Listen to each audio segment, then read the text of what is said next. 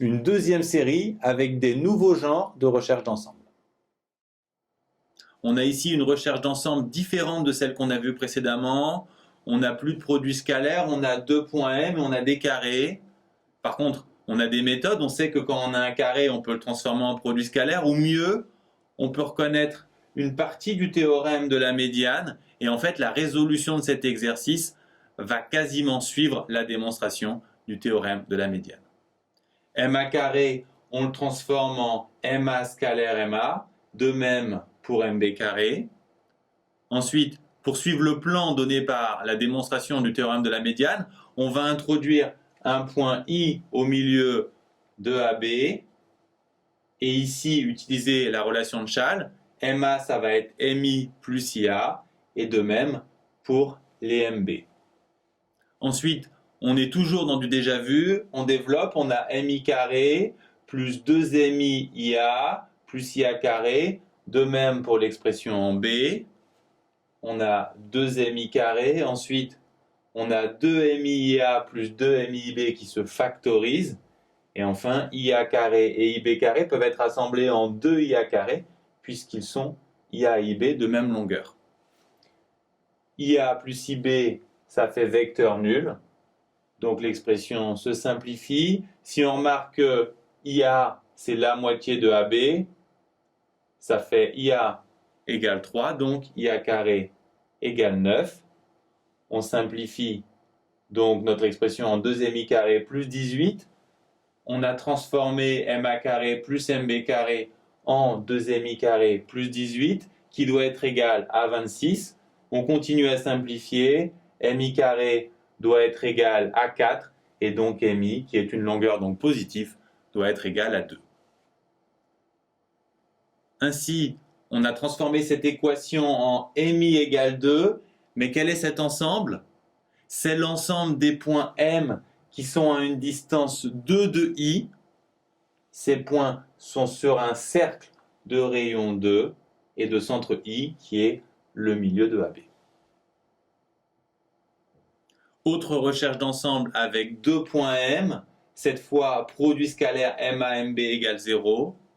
Ici, inutile de partir dans des calculs compliqués, vous devez seulement reconnaître un résultat de cours, c'est l'équation du cercle de diamètre AB. Maintenant, comment faire quand le produit scalaire ne fait pas 0? Vous pouvez retenir que dans le chapitre, dans les recherches d'ensemble, quand il y a deux points M, on attend un cercle. Et donc, il faut introduire un point I, milieu des deux points du problème, donc ici, milieu de AB.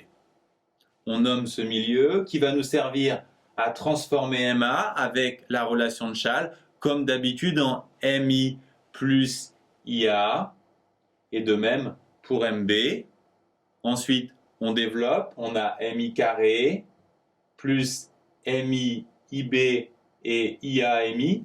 On peut factoriser le tout en MI scalaire IA plus IB, et enfin IA scalaire IB.